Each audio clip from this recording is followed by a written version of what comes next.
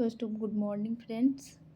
आज बिहार स्टेट का home science solve paper and practice set है। पेपर प्रैक्टिस सेट नंबर 12 होगा मेरा। टोटल उधर 11 हम कंप्लीट कर चुके हैं, जो हमें उम्मीद है आप लोग देखे होंगे। उसके बाद यहाँ इसमें बचा हुआ है टोटल 16 सेट है, तो आज हो जाएगा 12। उधर 4 और बचता है, तो फिर हम धीरे धीरे करके ऐसे ही कवर कर देंगे। चलिए ठीक है, स्टार्ट करते हैं फिर। ओके,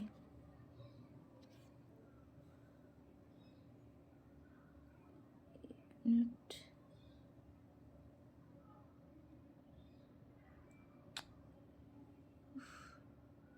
हाँ, क्वेश्चन नंबर 1 में है, वार्स विधि द्वारा निम्न कार्य किया जा सकता है। ठीक है, वार्स विधि के द्वारा कौशल मूल्यांकन द्वारा ही व्यक्ति के अंदर जन्मजात कुशलता को जांचा एवं परखा जाता है और उसमें सुधार की कितनी गुंजाइश है इसका पता लगाया जाता है। ठीक है, तो क्वेश्चन नंबर 1 का आंसर हो जाएगा कौशल मूल्यांकन। ठीक है, सी हो जाएगा। क्वेश्चन नंबर 2 है, भारत का कौन सा राज्य प्राथमिक शिक्षा पर सर्वाधिक धनराशि खर्च करता है? तो भारत में प्राथमिक शिक्षा पर सर्वाधिक बल केरल राज्य देता है। भारत के केरल राज्य में सर्वाधिक साक्षरता दर भी पाई जाती है।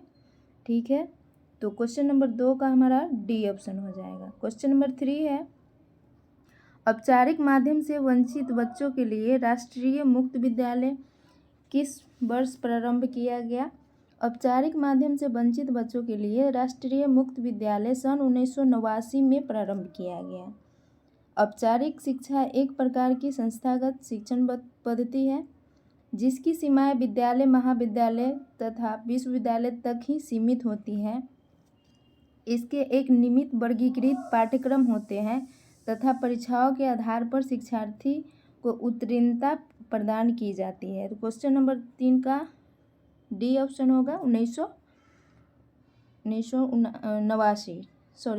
होगा, 79। ठीक है, क्वेश्चन नंबर 4 में अंतर्राष्ट्रीय साक्षरता दिवस मनाया जाता है। अंतर्राष्ट्रीय साक्षरता दिवस 8 सितंबर को मनाया जाता है। विश्व साक्षरता दिवस के लिए इस साल की थीम ह्यूमन सैटरडे रिकवरी के लिए साक्षरता डिजिटल डिवाइस को कम करना।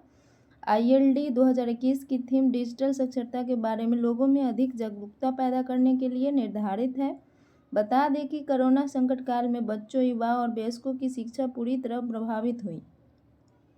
अंतर्राष्ट्रीय साक्षरता दिवस विश्व में शिक्षा के महत्व को दर्शाने और निरक्षरता को समाप्त करने के उद्देश्य से 17 नवंबर 1965 को यह निर्णय लिया गया कि प्रत्येक वर्ष 8 सितंबर को विश्व साक्षरता दिवस मनाया और वर्ष 2009-10 को संयुक्त राष्ट्र साक्षरता दशक घोषित किया गया। ठीक है, क्वेश्चन नंबर 4 का 8 सितंबर हो जाएगा आंसर।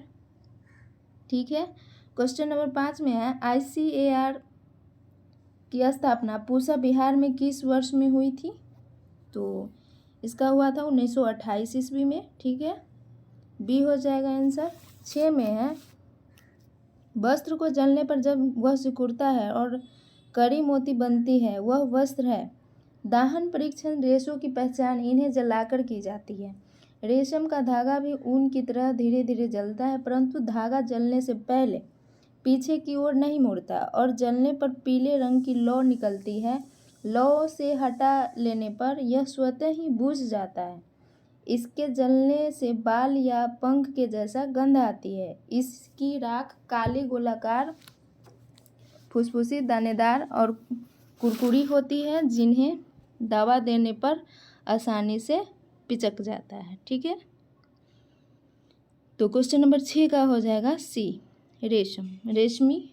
ठीक है, 7 में है, एक प्रबंधकीय ग्रिड में 1.9 क्रम निम्न का संकेत देता है। किसका संकेत देगा?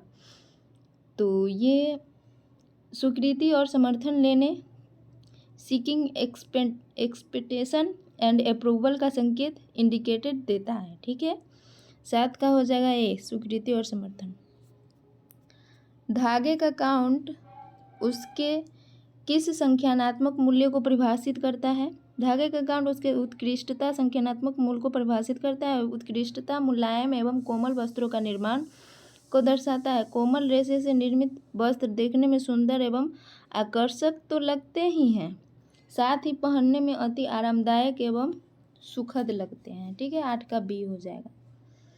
अवलोकन विधि में हम अध्ययन करते हैं। क्वेश्चन नंबर 9, अवलोकन विधि में हम बाह्य व्यवहार का अध्ययन करते हैं। अवलोकन शब्द अंग्रेजी भाषा के ऑब्जर्वेशन का पर्यायवाची है, जिसका अर्थ देखना, प्रेक्षण, निरीक्षण अर्थात कार्य कारण एवं पारस्परिक संबंधों को जानने के लिए स्वाभाविक घटित घटनाओं का सूक्ष्म निरीक्षण है। तो 9 का हो जाएगा ए, बाह्य व्यवहार। ठीक है। 10 में है, क्षय रोग से बचाव के लिए निम्न टीका लगवाया जाना चाहिए। क्षय रोग ट्यूबरकुलोसिस जीवाणु द्वारा होता है, इससे टीबी का टीका लगवाना चाहिए। क्षय रोग बचाव के लिए बीसीजी का टीका शिशु के जन्म के 24 घंटे के अंदर लग जाना चाहिए। ठीक है, तो 11 का हो जाएगा डी, बीसीजी का टीका।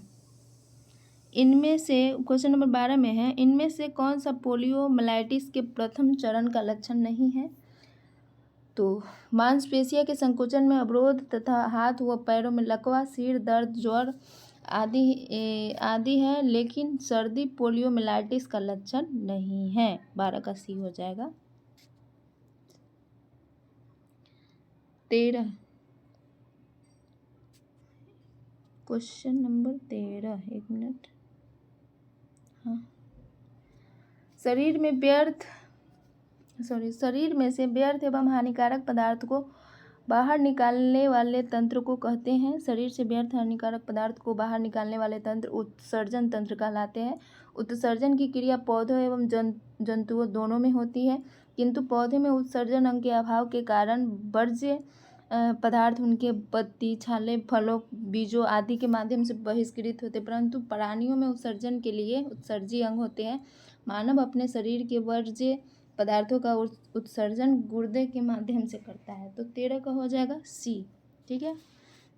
14 में है, एरिथ्रोपोइटिन का मुख्य भाग डॉट द्वारा स्रावित होता है। तो एरिथ्रोपोइटिन का मुख्य भाग वृक्क में किडनी द्वारा स्रावित होता है। मनुष्य का प्रमुख उत्सर्जी अंग एक जोड़ी वृक्क या गुर्दे होते हैं। इनसे संबंधित अन्य उत्सर्जी अंग मूत्र वाहिनियां हैं। मनुष्य में एक जोड़ी वृक्क या गुर्दे होते हैं जो उदर गुहा के पृष्ठ में केशेरुक द्रव के इधर उधर दाएं व बाएं स्थित है। तो 14 का हो जाएगा डी, वृक्क है ना, किडनी। 15 में है, तंत्रिका तंत्र के भाग है। तंत्रिका तंत्र हमारे शरीर का महत्वपूर्ण तंत्र है जो शरीर के विभिन्न अंगों तथा उनके कार्य के मध्य सामंजस्य बनाता है तथा उनके समस्त क्रियाओं का नियंत्रण एवं नियमन करता है। मानव शरीर में तंत्रिका तंत्र 3 प्रमुख भागों में विभक्त होता है, जो निम्न है: केंद्रीय तंत्रिका तंत्र, परिधीय तंत्रिका तंत्र तथा स्वायत्त तंत्रिका तंत्र। 15 का हो जाएगा डी। 16 में है, इनमें कौन ऊतक है? रक्त एक तरल संयोजी ऊतक है, क्योंकि यह शरीर में सदैव बहते रहते हैं। रुधिर का प्रमुख कार्य ऑक्सीजन को शरीर के सभी भागों में पहुंचाना तथा कार्बन डाइऑक्साइड को शरीर के अन्य भागों से फेफड़े तक लाता है। इसके अतिरिक्त यह पोषण पदार्थ, वर्ज्य पदार्थ, हार्मोनों को शरीर के विभिन्न भागों में संचारित करता है, जबकि यकृत, पैंक्रियाज तथा आहार नली पाचन ग्रंथियां के भाग है। तो 16 को हो जाएगा बी, रक्त। 17 में है, श्वेत रक्त कोशिकाओं का मुख्य कार्य क्या है? WBC, RBC बड़े रंगहीन और केंद्रकीय होते हैं, अर्थात इनमें केंद्रक पाया जाता है। WBC हमारे शरीर में उत्पन्न होने वाले रोगाणुओं को मार देती है तथा शरीर की रोगाणुओं से रक्षा करती है। इनका प्रमुख कार्य शरीर की प्रतिरक्षी प्रक्रियाओं के लिए आवश्यक प्रतिरक्षी प्रोटीन बनाने का होता है। ठीक है। 18 में है, थ्रोम्बोसाइट को डॉट भी कहते हैं। रुधिर में लाल तथा श्वेत कणों के अतिरिक्त एक अन्य प्रकार के पदार्थ तैरते रहते हैं। इन्हें रक्त पट्टिकाएं, प्लेटलेट्स कहते हैं। ठीक है। 18 का हो जाएगा डी। 19 में, एक जोखिम कारक जिसके हस्तक्षेप हृदय वाहिनी रोगों को कम कर सकते हैं। 19 में, शारीरिक निष्क्रियता फिजिकल इनएक्टिविटी एक जोखिम वन द रिस्क फैक्टर कारक है जिसके लिए हस्तक्षेप हृदय वाही रोगों को कम कर सकते हैं। 19 का हो जाएगा बी, शारीरिक निष्क्रियता। ठीक है। 20 में है थायराइड ग्रंथि से थायरॉक्सिन अधिक स्रावित होने पर। थायराइड ग्रंथि का मुख्य हार्मोन थायरॉक्सिन होता है। यह शरीर की उपापचयी क्रियाओं का नियमन तथा नियंत्रण करता है। थायराइड ग्रंथि से थायरॉक्सिन अधिक स्रावित होने पर बीएमआर कम होता है। ठीक है, 20 का बी हो जाएगा, कम होता है। इंसुलिन एक हार्मोन है जो स्रावित करता है। क्या स्रावित करता है? इंसुलिन पैंक्रियाज के बीटा कोशिकाओं से स्रावित होता है। शरीर में इंसुलिन हार्मोन्स के उत्पादन में कमी अथवा दोष से उत्पन्न रोग मधुमेह कहलाता है। मधुमेह रोग का मुख्य कारण इंसुलिन हार्मोन्स का अल्प स्रावन। 21 का हो जाएगा बी, पैंक्रियाज के बीटा कोशिकाओं से, है ना, बी हो जाएगा। 22 में देखिए उबाल, एक मिनट,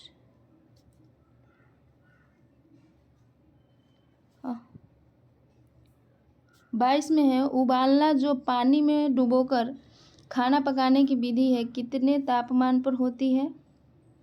उबालना जो पानी में डुबोकर खाना पकाने का एक विधि है जो 100 डिग्री सेल्सियस तापमान पर होती है। उबालना गर्म जल से पकाने की विधि है। आलू, अरबी, शकरकंद तथा अन्य करी सब्जियां तथा मांस आदि के टुकड़े को पानी में डालकर तेज आग पर तब तक पकाया जाता है जब तक कि वे नरम न हो जाए। खाद्यों को पानी में उबालने से उनके लवण और विटामिन पानी में घुल जाते हैं, इसलिए इस पानी को सूप आदि बनाने में प्रयोग में लेना चाहिए। ठीक है, 22 का हो जाएगा बी, 100 डिग्री सेल्सियस। 23 में है किस विधि से पकाया गया भोजन पौष्टिक व सुपाच्य होता है? वाष्प द्वारा पकाया गया भोजन पौष्टिक और सुपाच्य होता है। इस विधि के अंतर्गत खाद्य सामग्री को पकाने के लिए आवश्यक ताप वाष्प के माध्यम से प्राप्त किया जाता है। इस विधि में खाद्य सामग्री के पोषक तत्व बहुत कम मात्रा में ही नष्ट होते हैं। प्रेशर कुकर में भोजन वाष्प के दबाव के माध्यम से पकाता है। ठीक है, तो 23 का क्या हो जाएगा? सी, वाष्प द्वारा। 24 में है मिलावट निरोधक अधिनियम कब लागू किया गया था? खाद्य सामग्री में मिलावट की रोकथाम के लिए संसद के दोनों सदनों के द्वारा 29 सितंबर 1954 को खाद्य अभिक्षण अधिनियम पारित किया गया, जबकि यह 1 जून 1955 में अस्तित्व में आया। तो क्वेश्चन नंबर 24 का हो जाएगा ए, 1 जून 1955। ठीक है, एक मिनट, क्वेश्चन नंबर 25 में आइए। अब किन कारणों से भोजन पकाते समय थायमिन नष्ट होती है? 25 का है भोजन पकाते समय यदि सोडियम बाइकार्बोनेट क्षार का प्रयोग किया जाता है तो भोजन में उपस्थित थायमिन नष्ट हो जाता है। अतः हमें भोजन पकाते समय सोडियम बाइकार्बोनेट का प्रयोग नहीं करना चाहिए। थायमिन विटामिन B1 का रासायनिक नाम है।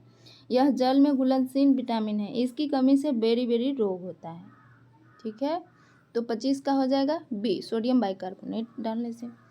26 में है अंडे में पाया जाने वाला पाइसीकरण एजेंट है लेसिथिन। अंडे की जर्दी और पौधे वसु कोशिकाओं में पाए जाने वाले वसा के चयापचय के लिए जरूरी एक पीला फास्फोलिपिड है।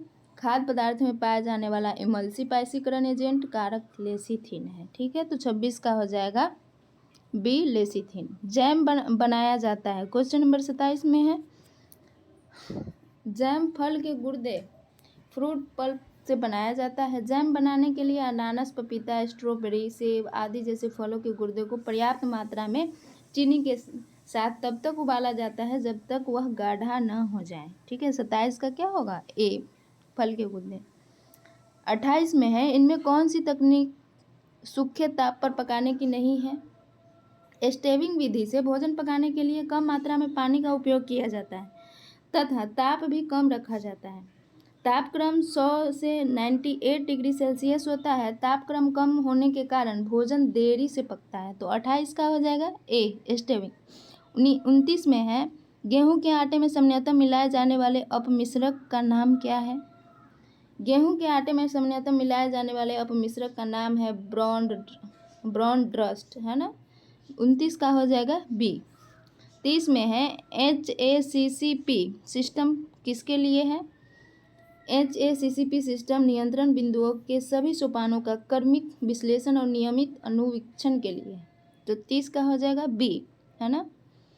31 में है हल्दी में उपस्थित फाइटोकेमिकल है। हल्दी में उपस्थित फाइटोकेमिकल करक्यूमिन है, तो 31 का हो जाएगा डी, करक्यूमिन। 32 में है निम्न में से कौन सा खाद्य पदार्थ खाद्य संरक्षण में प्रयोग किया जाता है। सोडियम बेंजोएट का प्रयोग खाद्य संरक्षण में किया जाता है। इसका उपयोग खाद्य संरक्षण में अचार, मुरब्बे, टमाटर की चटनी, फलों के रस एवं अन्य खाद्य पदार्थों के परिरक्षण के रूप में किया जाता है। ठीक है, क्वेश्चन नंबर 1 मिनट, हाँ, तो 32 का हो जाएगा सोडियम बेंजोएट, 32 का हो जाएगा ए। 33 में है डिब्बाबंदी से संबंधित कानून लागू हुआ था, 1970 में लागू हुआ था डिब्बाबंदी, डी हो जाएगा। 34 में है भोज्य पदार्थ के परिरक्षण में प्रयुक्त होने वाले मुख्य रासायनिक पदार्थ है। भोज्य पदार्थ के परिरक्षण में प्रयुक्त होने वाला मुख्य रासायनिक पदार्थ सोडियम बेंजोएट है। यह जैम, जेली, सॉस, केचप आदि में प्रयोग किया जाता है, तो 34 का हो जाएगा बी।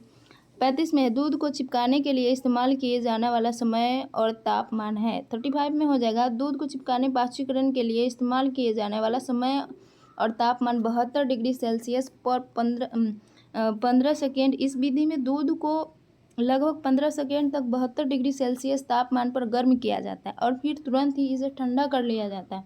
आजकल इस विधि का सर्वाधिक उपयोग होता है। यह विधि अधिक दूध का पाश्चुकरण करने के लिए उपयोगी होते हैं। ठीक है, तो 35 का हो जाएगा बी। इसके बाद आइए 36 में है वयस्क के लिए सामान्य सिस्टोलिक और डायस्टोलिक रक्तचाप है। 36 में उच्च रक्तचाप सामान्यतः 40 से 60 वर्ष के लोगों को होता है। हृदय रोग तथा गुर्दे की बीमारी के कारण भी उच्च रक्तचाप बढ़ जाता है। मोटापा भी इस रोग का प्रमुख कारण होता है। एक स्वस्थ व्यक्ति का सामान्य रुधिर दाब 120/80 मिलीमीटर पारे के बराबर होता है। उच्च रक्तचाप होने पर समस्या के खतरे को कम करने के लिए सिस्टोलिक और डायस्टोलिक रक्तचाप 120/80 मिलीमीटर के आसपास होता है। ठीक है, तो 36 का हो जाएगा बी। 37 में है उच्च रक्तदाब से ग्रसित व्यक्ति को डोडोट आहार खाना चाहिए। उच्च रक्तदाब से ग्रसित व्यक्ति को कम सोडियम क्लोराइड युक्त आहार खाना चाहिए। 37 का ए हो जाएगा। ठीक है, 38 में है मूत्र में प्रोटीन आना निम्न में से किस बीमारी का मुख्य लक्षण है। मूत्र में प्रोटीन आना वृक्कीय रोग का प्रमुख कारण है। मनुष्य में एक जोड़ी वृक्क होते हैं जो उदर गुहा के पृष्ठ भाग में डायफ्राम के नीचे या व केशरूक दंड के इधर उधर दाएं बाएं स्थित होते हैं। उत्सर्जन से संबंधित कुछ वृक्कीय रोग ग्लाइकोसूरिया, इस रोग में मूत्र के साथ शर्करा या ग्लूकोज बाहर निकलती है। कोटोन्यूरिया, इसमें मूत्र के साथ कोटोनिक पदार्थ बाहर निकलते हैं। ह्यूमेनोटीरिया, इसमें मूत्र के साथ एल्बुमिन प्रोटीन बाहर निकलती है आदि। तो 38 का हो जाएगा बी, वृक्कीय रोग, है ना। 39 में है इंसुलिन का स्त्रावन होता है।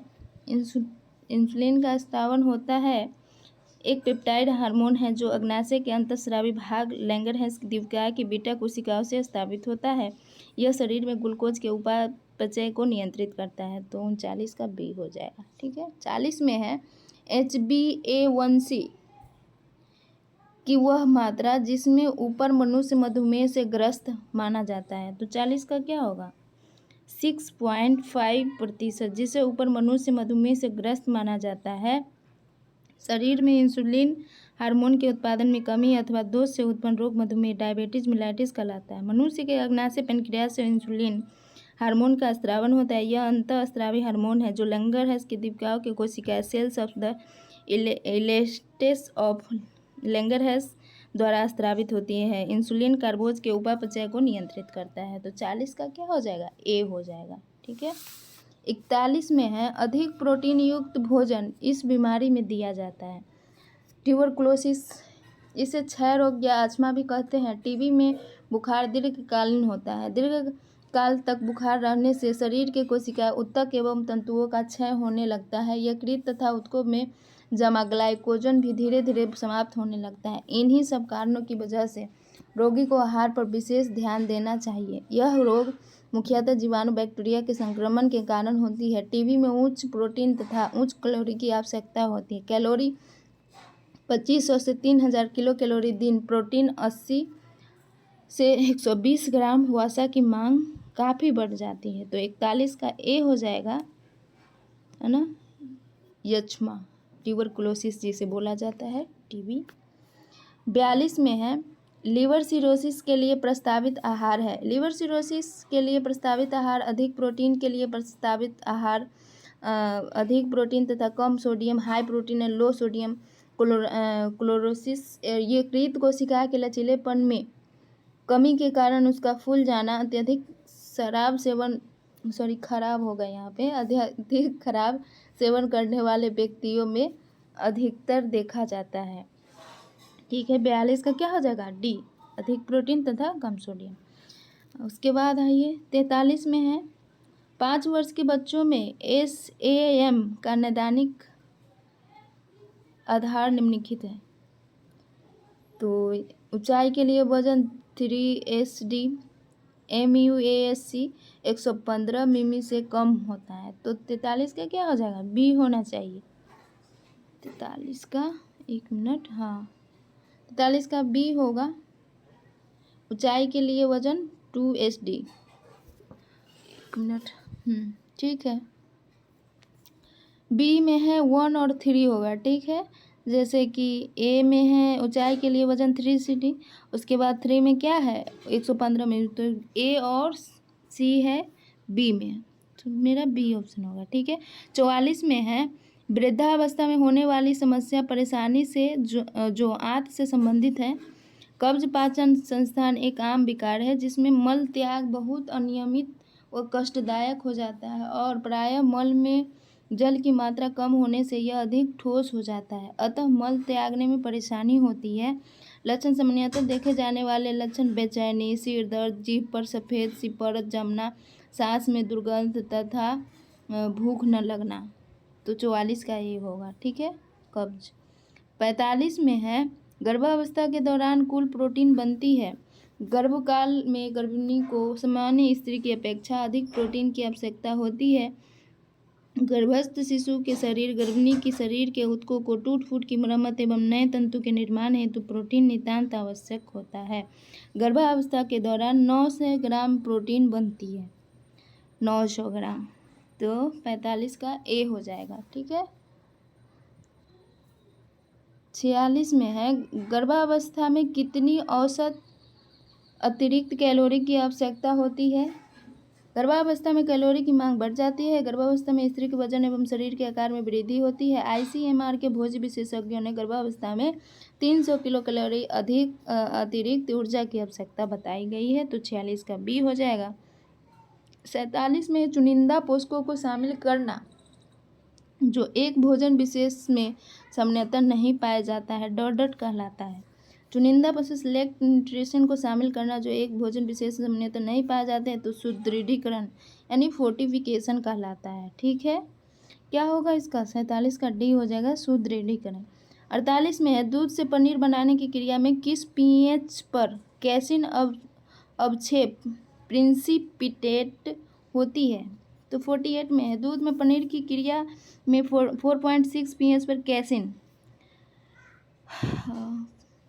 होती है। दूध को उबालकर इसे थोड़ा ठंडा करके नींबू या साइट्रिक अम्ल से फाड़ा जाता है जिससे दूध की प्रोटीन कैसिन अलग हो जाती है। इस कैसिन को किसी सफ़ेद मलमल के कपड़े से छानकर अलग कर लिया जाता है। पनीर बनाने हेतु इसमें इसे वजन डालकर दबाया जाता है जिससे कैसिन थक्के के रूप में जम जाती है। पनीर में 25 से 28% प्रोटीन, 30 से 35% फैट, कैल्शियम, पोटेशियम एवं सोडियम लवण भरपूर मात्रा में उपस्थित रहता है।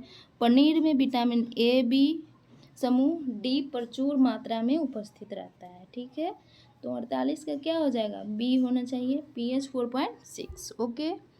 49 में है दूध में मौजूद प्रमुख प्रोटीन कौन सा है। दूध में मौजूद प्रोटीन कैसिन होती है। कैसिन एक प्रकार के फास्फोप्रोटीन है। इसका प्रोटीन उत्तम कोटि का होता है क्योंकि इसमें सभी आवश्यक अमीनो अम्ल उपलब्ध रहता है, परंतु सल्फर युक्त अमीनो अम्ल का अभाव रहता है। कैसिन में कैल्शियम उपस्थित रहता है। कैसिन के अमीनो अम्ल में ग्लूटामिक अम्ल सर्वाधिक मात्रा में विद्यमान रहता है। इसके अतिरिक्त लुसीन, लाइसिन, वेलिन आदि अमीनो अम्ल भी प्रचुर मात्रा में रहता है। ठीक है, तो 49 का हो जाएगा ए कैसिन। 50 में है कौन सा सॉफ्ट आहार नहीं है? सॉफ्ट आहार नर्म आहार आसानी से पचने योग्य खाद्य पदार्थ होते हैं जो इस प्रकार है: खीर, पुडिंग, खिचड़ी, जो कि अतः सूप सॉफ्ट आहार के अंतर्गत नहीं आता है। ठीक है, 50 का ए हो जाएगा। ओके, 51 में है गेहूं का चोकर उसकी किस स्तर में होता है? अनाजों का बाह्य आवरण ब्रेन कहलाता है। गेहूं का चोकर उसे पेरिक्राप स्तर में होता है। यह संपूर्ण अनाज के भार का 2.5% होता है। तो 51 का क्या हो जाएगा? डी पेरिक्राप। ओके, 52 में है जल की शुद्धि के लिए किस रासायनिक पदार्थ का प्रयोग किया जाता है? जल के शुद्धिकरण के लिए पोटेशियम परमैंगनेट का प्रयोग किया जाता है। यह एक अच्छा ऑक्सीकारक एवं कमजोर निसंक्रामक है। इस कारण इसका प्रयोग प्री वाटर ट्रीटमेंट में सल्फाइड अशुद्धि को दूर करने के लिए किया जाता है। तो 52 का हो जाएगा सी पोटेशियम परमैंगनेट। ओके, 53 में है भोजन में सोडियम की अत्यधिक मात्रा से सोडियम शरीर के सभी तरल द्रव्यों में पाया जाता है। सोडियम की कुल मात्रा 50% हिस्सा कोशिका के बाह्य तरल द्रव एक्स्ट्रा सेलुलर फ्लूइड में मिलता है। 40% हड्डियों में विद्यमान है। 10% कोशिका में तरल रूप में होता है। भोजन में सोडियम की अत्यधिकता से निम्नलिखित रोग होता है, जैसे रक्तचाप बढ़ता है, तरल का अवधारणा होता है, बहता हुआ रक्त का आयतन बढ़ता है। तो 53 का क्या हो जाएगा? डी सभी हो जाएगा। 54 में है यस प्रतिशत खाद्य में नमूनों में कहलाता है। ASH कंटेंट एक भोजन के भीतर मौजूद खनिज की कुल मात्रा है जो खनिज लवण में जैसे कैल्शियम, सोडियम, पोटेशियम तथा क्लोराइड अकार्बनिक तत्वों में मौजूद होता है। 54 का हो जाएगा सी। ठीक है, लवण हो जाएगा। ओके, 55 में क्या है? चूने वाला पान खाने से डॉट का ग्रहण अधिक होता है।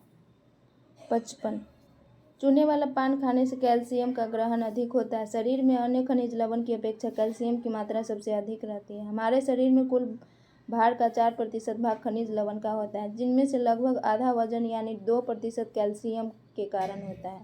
ठीक है, 56 है कोणीय मुख शोध स्टेटोमेटिटिस। तो हम लोग क्वेश्चन नंबर 56 पे थे। कोणीय मुख शोध स्टेटोमेटिटिस होता है इसकी कमी के कारण। कोणीय स्टेटोमेटिटिस रिबोफ्लोविन की कमी के कारण होता है। रिबोफ्लोविन की खोज 1930 में जर्मनी में हुई। इसके अधिक हीनता होने पर होठों का रंग गहरा लाल हो जाता है, वो होठों के किनारे कट जाता है। तो 56 का क्या हो जाएगा? बी रिबोफ्लोविन। ओके, और 55 का था कैल्शियम के कारण, और 55 का हो जाएगा बी रिबोफ्लोविन। ओके, 57 निम्न में से कौन सा तत्व शरीर में ऊर्जा प्रदान नहीं करता है परंतु फिर भी आवश्यक है? विटामिन सक्रिय कार्बनिक तत्व होते हैं जो शरीर के उत्तम स्वास्थ्य के लिए अत्यावश्यक होते हैं। यद्यपि शरीर में इनकी अत्यंत अल्प मात्रा में ही आवश्यकता होती है। विटामिन ऊर्जा प्रदान नहीं करते, लेकिन अन्य ईंधन पदार्थ के संश्लेषण एवं सही उपयोग का नियंत्रण करते हैं। मानव शरीर द्वारा विटामिन का संश्लेषण नहीं होता है, अतः खाद्य पदार्थ के रूप में इनकी पूर्ति आवश्यक है। तो 57 का क्या हो जाएगा? C vitamin. ओके, 58 में है राइबोफ्लेविन को पहले विटामिन B2 कहते थे। राइबोफ्लेविन की हीनता से आंखें प्रभावित होती थी। इनके कमी से रोशनी सह पाने की क्षमता नहीं रह जाती। राइबोफ्लेविन की कमी के कारण होठों के किनारे घाव हो जाते हैं, जिसके कारण मुंह पूरी तरह से नहीं खुल पाता है। तो 58 का क्या हो जाएगा? D vitamin B2। ओके, 59 में है विटामिन जो लोहे के अवशोषण में सहायता करता है। लोहे का अवशोषण छोटी आंत के पकवासी एवं जेजुनम वाले भाग में होता है। भोज्य पदार्थ में उपस्थित लोहा पाचन के बाद फेरस रूप में बदल जाता है। लोहे का अवशोषण आंत में फेरस रूप में ही होता है। लोहे का अवशोषण अम्लीय माध्यम एवं विटामिन सी की उपस्थिति में सुगमता एवं शीघ्रता से हो जाता है। प्राणिज स्रोतों से प्राप्त लोहे का अवशोषण सुगमता से हो जाता है। एक सामान्य व्यक्ति में भोज्य तत्व से प्राप्त लोहे का अवशोषण 3 से 8% तक होता है। ठीक है, 59 का बी होगा। ठीक है, विटामिन सी। 60 में है, रिकेट्स किसकी कमी के परिणाम स्वरूप होता है?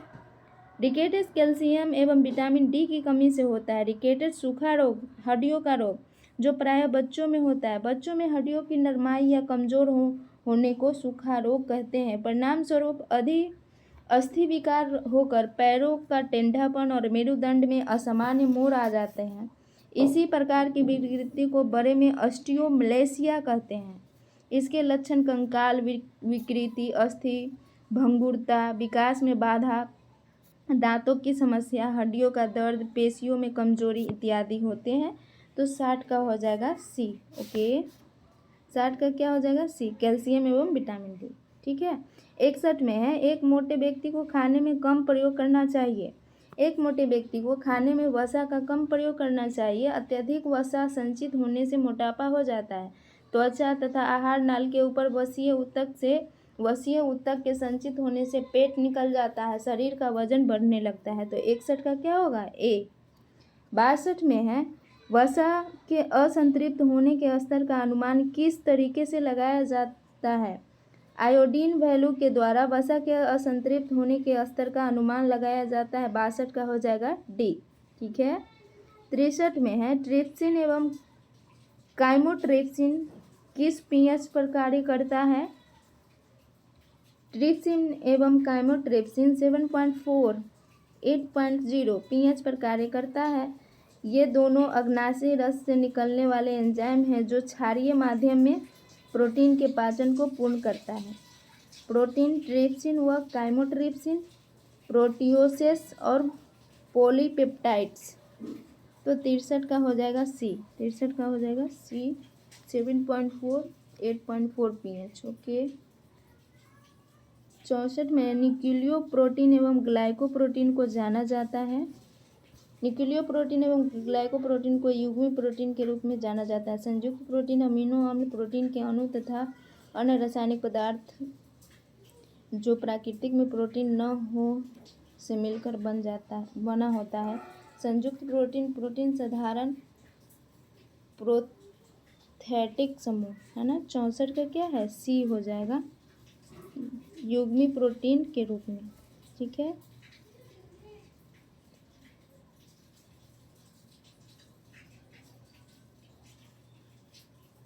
ओके, 64 का क्या है? सी है।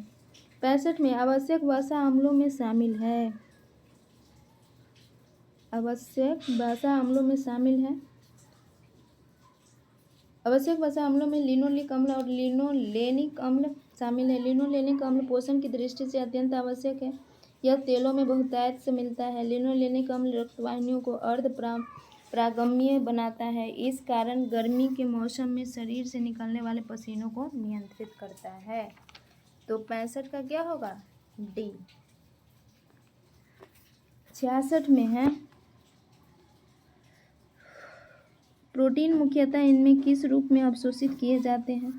प्रोटीन मुख्यतः एमिनो एसिड के रूप में अवशोषित किए जाते हैं। प्रोटीन जल अपघटन के बाद वह अपनी सबसे सरलतम इकाई अमीनो एसिड में टूट जाता है। अतः अमीनो अम्ल प्रोटीन की लघुत्तम इकाई है। कई अमीनो अम्ल आपस में मिलकर प्रोटीन का निर्माण करते हैं, इसलिए अमीनो अम्ल को प्रोटीन का आधारीय स्तंभ बिल्डिंग कहते हैं।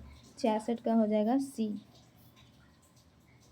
67 में है, निम्न में कौन सी भोज्य प्रोटीन संदर्भ प्रोटीन मानी जाती है? 67, अंडे से प्राप्त प्रोटीन संदर्भ प्रोटीन मानी जाती है क्योंकि इसमें सभी आवश्यक अमीनो अम्ल पर्याप्त मात्रा में उपस्थित रहते हैं। क्योंकि प्राणी जगत के प्रोटीन उत्तम कोटि के होते हैं, ये पूर्ण प्रोटीन होते हैं। 67 का क्या होगा? बी, अंडा। ठीक है,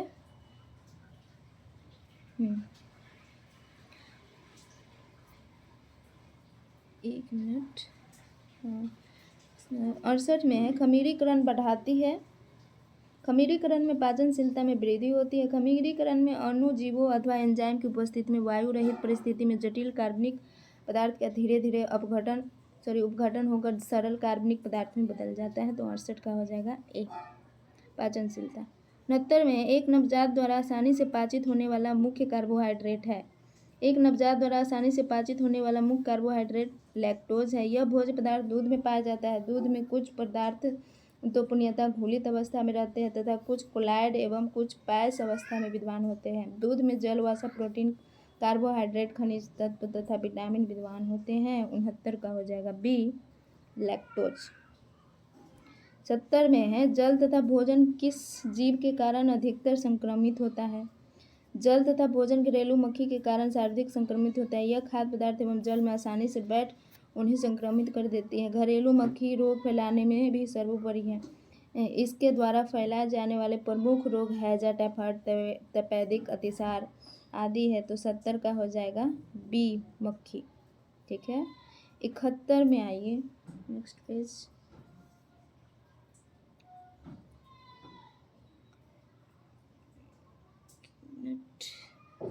खतर इसमें है भी या नहीं? हाँ है। सैल्मोनेला भोजन विषाक्तता एक जीवनिकीय भोजन विषाक्तता है। तो 71 का हो जाएगा सैल्मोनेला भोजन विषाक्तता एक जीवनिकीय भोजन विषाक्तता है। यह कथन सत्य है। ए है, आंसर हो जाएगा ए। 72 में है विद्युत तापीय उपकरण में थर्मोस्टेट का कार्य है। विद्युत तापीय उपकरण में थर्मोस्टेट का कार्य ऊष्मा नियंत्रण है। थर्मोस्टेट ग्रीक शब्द थर्मो यानी गर्म और स्टेटो यानी एक नियत से लिया गया है। ठीक है। 72 के क्या हो जाएगा सी, ऊष्मा नियंत्रण। ठीक है। 73 में आइए, देह के लिए ऊर्जा का मुख्य स्रोत क्या है। शारीरिक श्रम करने के लिए हमें जिस शक्ति की आवश्यकता होती है उसे ऊर्जा यानी एनर्जी कहते हैं। ऊर्जा को हम इस तरह से भी परिभाषित कर सकते हैं, ऊर्जा कार्य करने की वह क्षमता है जिससे शरीर की एक पेशियां क्रियाशील रहती है तथा शरीर द्वारा कार्य संपन्न होता है। देह बॉडी के लिए ऊर्जा का मुख्य स्रोत ग्लूकोज है। यह रक्त द्वारा अवशोषित होकर शरीर को शीघ्र ही ऊर्जा प्रदान करता है। यह यकृत एवं मांसपेशियों में ग्लाइकोजन के रूप में जमा रहता है, जो आवश्यकता पड़ने पर ग्लूकोज में परिवर्तित होकर शरीर को शक्ति प्रदान करता है। ग्लूकोज शर्करा की सबसे सरलतम इकाई, इसे डेक्सट्रोज, रक्त की शर्करा, ब्लड शुगर या अंगूर शर्करा, ग्रेप्स शुगर भी कहते हैं। तो 73 का हो जाएगा बी, ग्लूकोज। 74 में एक संतुलित आहार में ऊर्जा अधिकांशतः प्राप्त होती है। जिस आहार से शरीर की समुचित वृद्धि, रोगों से रक्षा तथा आवश्यक ऊष्मा और ऊष्मा के लिए सभी पोषक तत्व अर्थात कार्बोहाइड्रेट, वसा, खनिज, लवण, विटामिन और जल की अपेक्षित मात्रा पूरी हो जाए, उसे संतुलित आहार कहा जाता है। प्रत्येक पोषक तत्व में कैलोरी की मात्रा अलग अलग होती है। 1 ग्राम कार्बोहाइड्रेट में 4.0 ग्राम प्रोटीन, 4.1 ग्राम वसा, 9.1 ग्राम कैलोरी ऊष्मा रहती है। ठीक है। तो 74 का क्या हो जाएगा सी, अनाजों और बाजराओं। 75 में है कम प्रोटीन युक्त आहार की आवश्यकता नहीं होती है। शरीर के लिए आवश्यक संतुलित आहार लंबे समय तक न मिलना ही कुपोषण कहलाता है। कुपोषण के कारण बच्चे तथा महिलाओं रोग प्रतिरोधक क्षमता कम हो जाती है, जिससे वे आसानी से कई बीमारी के शिकार बन जाते हैं। कुपोषण से पीड़ित व्यक्ति को प्रोटीन युक्त संतुलित आहार लेने की सलाह दी जाती है, जबकि पीलिया, हेपेटाइटिस तथा वायरल फीवर में प्रोटीन युक्त आहार की आवश्यकता न के बराबर होती है। तो 75 का आंसर हो जाएगा बी, कुपोषण। ठीक है। 76 में है डॉडोट पंचवर्षीय योजना के उपरांत महिला की समस्या के प्रति कल्याण से विकास की ओर एक उल्लेखनीय दृष्टिकोण शिफ्ट हुआ है। तो 75 का हो जाएगा 5वीं पंचवर्षीय योजना के उपरांत महिला की समस्या के प्रति कल्याण से विकास की ओर एक उल्लेखनीय दृष्टिकोण शिफ्ट परिवर्तन हुआ है। तो 76 का हो जाएगा आंसर बी, 5वीं। ट्राइसेम योजना में लक्षित समूह है। ट्राइसेम योजना ग्रामीण युवा का लक्षित समूह है। यह योजना जवाहर रोजगार योजना के नाम से भी जानी जाती है, जो ग्रामीण क्षेत्र में चलाई जाने वाली योजना है। जवाहर रोजगार योजना का प्रारंभ 2 अक्टूबर 1991 या 92 ईस्वी में की गई थी। 77 का आंसर हो जाएगा बी, ग्रामीण युवा। ठीक है। 78 में है प्रबंधन में संभाव्यता अभिगमन का अर्थ है। तो प्रबंधन में संभाव्यता अभिगमन का अर्थ अवसर द्वारा उत्पादन बढ़ाना। 78 का हो जाएगा डी, आंसर डी हो जाएगा, अवसर द्वारा उत्पादन बढ़ाना। ठीक है। 79 में है पृथ्वी पर जीवों की उत्पत्ति कितने वर्ष पूर्व हुई थी? पृथ्वी पर जीवों की उत्पत्ति आज से लगभग 4 अरब वर्ष पूर्व हुई थी। उस काल में निर्मित चट्टान से प्राप्त सूक्ष्म जीवाश्मों के अध्ययन से पता चलता है कि 4 अरब वर्ष पूर्व पृथ्वी पर प्रकाश संश्लेषी जीवन उपस्थित था। यह काल जीवन के लिए सर्वाधिक कठिन काल माना जाता है। 79 का हो जाएगा सी, 4 अरब वर्ष पूर्व। ठीक है। 80 में है वायु में कार्बन मोनोऑक्साइड के असंतुलन से होता है। वायु में कार्बन मोनोऑक्साइड के असंतुलन से ब्रोंकाइटिस नामक श्वास संबंधी बीमारी हो जाती है। ब्रोंकाइटिस में श्वास नलियां बोक्राई या मुंह और नाक तथा फेफड़े के बीच के हवा का मार्ग सूज जाता है, जिससे फेफड़े में हवा और ऑक्सीजन लेने की क्षमता कम हो जाती है। ब्रोंकाइटिस सामान्यतः सूजन, वायरस, जीवाणु, धूम्रपान करने या धूल में सांस लेने से होता है। 80 का हो जाएगा बी, ब्रोंकाइटिस। ओके। 81 में है वायु में नाइट्रोजन ऑक्सीजन को पतला कर देता है, जो अन्यथा शुद्ध रूप बड़ा क्रियाशील होता है। वायु में नाइट्रोजन का प्रतिशत जो होगा 79% होगा। 81 का बी ऑप्शन सही है, ऑक्सीजन को पतला कर देता है। ठीक है। 82 में अस्वीकृति के कारण उत्पादों से बचना जैसे प्रदूषकारी कारण संबंधित है। अस्वीकृति के कारण उत्पादों से बचना नकारात्मक और खरीद प्रदूषकारी का कारण संबंधित है। 82 का हो जाएगा बी, नकारात्मक खरीद। ठीक है। 83 नंबर क्वेश्चन, प्रत्येक विकास का एक प्रारूप होता है। प्रत्येक विकास का वंशानुक्रम एक प्रारूप होता है। पृथ्वी अनवरत रूप से सम्मान की उत्पत्ति का पालन करती आ रही है। विभिन्न जीव, पेड़ पौधे तथा मनुष्य अपने पूर्वज के ही सदृश पैदा होते हैं। यही क्रिया वंशानुक्रम कहलाती है। वंशानुक्रम का अर्थ बीजों कोशों का वितरण। बीजों कोशों का कारण ही माता पिता एवं उनके वंशज के गुण बालक में आते हैं। वंशानुक्रम वंश परंपरा है जिसके अंतर्गत बालक माता पिता से विकासात्मक विशेषताएं, गुण, संस्कार आदि ग्रहण करते हैं। 83 का हो जाएगा ए, वंशानुक्रम। 84 में संक्रामक रोग फैलता है। सभी संक्रामक रोग संबंधित रोगाणु या जीवाणु के शरीर में प्रवेश करने के परिणाम स्वरूप भी होते हैं। रोगों के जीवाणु का संक्रमण 4 प्रकार से होता है: जल एवं आहार द्वारा, वायु द्वारा, जीव जंतुओं द्वारा और प्रत्यक्ष संपर्क द्वारा। 84 का आंसर हो जाएगा डी, सभी द्वारा। ठीक है। 85 में प्रतिजैविक औषधि है। प्रतिजैविक औषधि स्ट्रेप्टोमाइसिन है। ऐसी औषधियाँ जो बीमारी पैदा करने वाले सूक्ष्मजीव को नष्ट कर देती है या उनकी वृद्धि को रोक देती है, प्रतिजैविक या एंटीबायोटिक कहलाती है। स्ट्रेप्टोमाइसिन, टेट्रासाइक्लिन और एरिथ्रोमाइसिन सामान्य रूप से उपयोग की जाने वाली प्रतिजैविक है, जिन्हें कवक और जीवाणु से उत्पादित किया जाता है। 85 का आंसर हो जाएगा सी, स्ट्रेप्टोमाइसिन। ओके। 86 में है रंगों की सही पहचान न कर पाने के दोष को कहते हैं, क्या कहते हैं? वर्णंधता आँखों से संबंधित एक दोष है जिसे अंग्रेजी में कलर ब्लाइंडनेस कहा जाता है। वर्णंधता के कारण व्यक्ति कुछ निश्चित रंगों में विशेषतः लाल, हरा तथा नीला विभेद नहीं कर पाता है। वर्णंधता एक आनुवंशिक बीमारी है जिससे पीड़ित व्यक्ति की संख्या पूरे विश्व में लगभग 8% है। ध्यातव्य है कि मानव द्वारा रंगों में विभेद करने के लिए कोन्स जिम्मेदार होते हैं, जो अलग अलग रंगों के लिए दिमाग में अलग अलग संकेत भेजते हैं। 86 का हो जाएगा सी, वर्णंधता। ठीक है। 87 में मच्छर भगाने वाली दवाओं में सक्रिय रसायन कौन सा होता है? मच्छर भगाने वाली दवाई में सक्रिय रसायन एलिथ्रिन होता है। एलिथ्रिन सिंथेटिक कीटनाशकों का एक समूह है।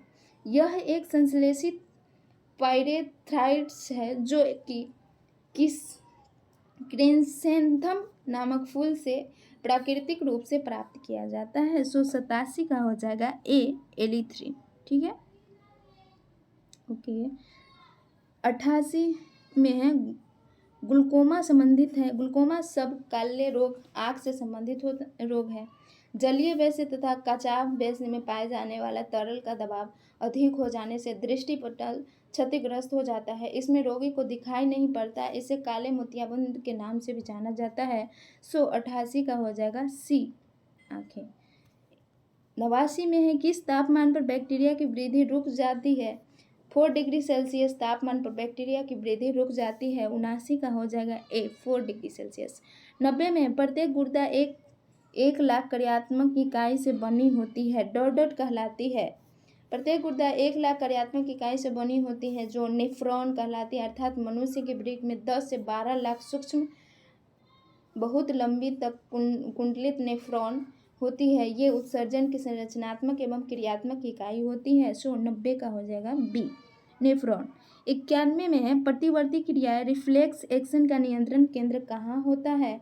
शरीर में प्रतिवर्ती क्रिया का नियंत्रण केशुरुक रज्जु स्पाइनल कॉर्ड द्वारा होता है। इसमें हम उद्दीपनों स्टिमुलस को ग्रहण करते हैं। स्वभाव के आधार पर प्रतिवर्ती क्रियाएं 2 प्रमुख श्रेणी अबांधित तथा अनुबंधित में बटी है। प्रतिवर्ती क्रिया के कारण ही हमारा शरीर अचानक घटी घटनाओं पर प्रतिक्रिया देता है। जैसे पैर कांटे पर पड़ते ही हमें पैर को पीछे खींच लेते हैं। तो 91 का क्या हो जाएगा? सी,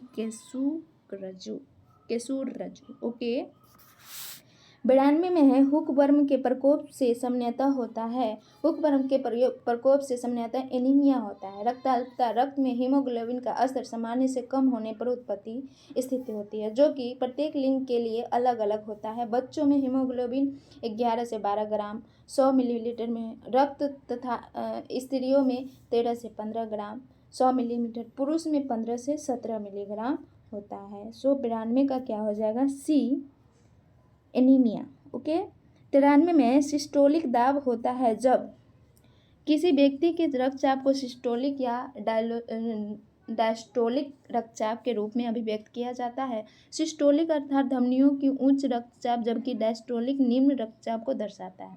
धातु है कि एक सामान्य व्यक्ति के सिस्टोलिक एवं डायस्टोलिक रक्तचाप का अनुपात 120/80 मिलीमीटर होता है। 93 का क्या हो जाएगा? बी, रक्त दाब सर्वाधिक होता है सिस्टोलिक में और डायस्टोलिक में निम्न होता है। ठीक है, यहाँ सिस्टोलिक पूछा है तो क्या हो जाएगा? सर्वाधिक, रक्त दाब ज़्यादा होगा। ठीक है। 94 का है रक्त का pH मान होगा 7.4। रक्त लाल रंग का चिपचिपा सा जल से कुछ भारी अपारदर्शी हल्का सा क्षारीय पदार्थ होता है। रुधिर वाहिनियों व हृदय में से होता हुआ यह पूरे शरीर में लगातार परिक्रमा करता रहता है। 94 का डी हो जाएगा। pH मान कितना है? 7.4। ओके। 95 पुरकिंजे तंतु होते हैं। हमारे शरीर में पुरकिंजे तंतु होते हैं जो हृदय में उपस्थित होते हैं। ये तंतु हृदय में एक नेटवर्क की भांति कार्य करते हैं। यह हृदय के एंटीवेंट्रिकुलर नोड ए एंड बी से उत्पन्न संवहन सिग्नल को ग्रहण करते हैं। साथ है दाएं और बाएं निलय को उद्दीप्त करते हैं, जिससे हृदय को रक्त के पंप करने में सहायता मिलती है। 95 का हो जाएगा ए। 96 का है कौन सा हार्मोन हृदय की धड़कन एवं रक्त के बहाव की दर को बढ़ाता है? तो इसका होगा मानव शरीर में हृदय की धड़कन एवं रक्त के बहाव से नियंत्रित करने वाले घटक प्रमुख रूप से 2 होते हैं। पहला अंतर नियंत्रण प्रणाली, जिसमें अद्वितीय प्रकृति के हृदय ऊतक होते हैं जो स्वतः अपना निगमन करते हैं, तथा दूसरा बाह्य नियंत्रण प्रणाली जो कि हार्मोन्स के अंतःस्रावन तथा तंत्रिका तंत्र द्वारा प्राप्त निर्देशों से नियंत्रित होते हैं। 96 का हो जाएगा डी। 95 का क्या बताए थे? ए होगा हृदय में। ठीक है, और आगे बढ़िए। 97 प्रसव के समय गर्भावस्था के मांसपेशियों में संकुचन पैदा करने वाला हार्मोन है। तो 97 का हो जाए ऑक्सीटोसिन महिलाएं प्रजनन में अपनी भूमिका के लिए सर्वश्रेष्ठ रूप से जाना जाता है। यह प्रसव काल के दौरान गर्भावस्था, ग्रीवा और योनि के फैलाव और स्तनांग निपल की उत्तेजन के लिए स्रावित होता है, जिससे क्रमशः प्रसव और स्तनपान सहज होता है। ऑक्सीटोसिन हार्मोन प्रसव काल के दूसरे और तीसरे चरण के दौरान मांसपेशियों में संकुचन उत्पन्न करता है। 97 का हो जाएगा ऑक्सीटोसिन हार्मोन। Okay, D. 98 एक वयस्क व्यक्ति में संपूर्ण भोजन प्रणाली तंत्र की लंबाई लगभग 1.5 होती है। किसी वयस्क व्यक्ति में संपूर्ण भोजन प्रणाली तंत्र की लंबाई लगभग 7.2 से 9 मीटर लंबी होती है, जो मुंह से लेकर मलाशय या गुदा के अंत तक विस्तृत है। यह एक सतत लंबी नली है जिससे आहार मुंह में प्रविष्ट होने के बाद ग्रास नाले, आमाशय, ग्रहणी, छिद्रांत, बृहदांत्र, मलाशय और गुदा से होते हुए मल के रूप में बाहर निकल जाता है। सो 98 का हो जाएगा बी हो जाएगा 7.2 से 9 मीटर। सो यहाँ आंसर दिया हुआ है 7.5 से 9, मतलब उसी के अराउंड है, इसलिए हम बी मानेंगे। ठीक है, 98 का बी हो जाएगा। 99, वस्त्र को जलाने पर जब वह सिकुड़ता है और कड़ी मोती बनती है वह वस्त्र है। ये क्वेश्चन रिपीट है। दाहन परीक्षण रेशों की पहचान उन्हें जलाकर की जाती है। रेशम का धागा भी ऊन की तरह धीरे धीरे जलता है, परंतु धागा जलने से पहले पीछे की ओर नहीं मुड़ता। जलने पर पीले रंग को लौ निकलती है। लौ से हटा लेने पर वह स्वतः ही बुझ जाता है। इसके जलने से बाल या पक के जैसा गंध आती है। इस राख को काले गोलाकार फुसफुसी दानेदार और कुरकुरी होती है, जिसे दबा करके आसानी से पिचकाया जाता है। तो ये इसका 99 का सी है, रिपीट क्वेश्चन है इसका। ठीक है, क्या हो जाएगा? रेशमी। ओके, रेशमी वस्त्र। आज का लास्ट क्वेश्चन है। देखिए, वीडियो थोड़ा लंबा बन जाता है तो आप स्पीड बढ़ा करके देख लीजिएगा, काफ़ी हेल्पफुल होगा। अधिकतर क्वेश्चन रिपीट ही आते हैं, इसलिए मैंने विस्तृत जानकारी दी। सो लास्ट क्वेश्चन है आज का। धागे का काउंट उसके लिए संख्यात्मक मूल्य को परिभाषित करता है।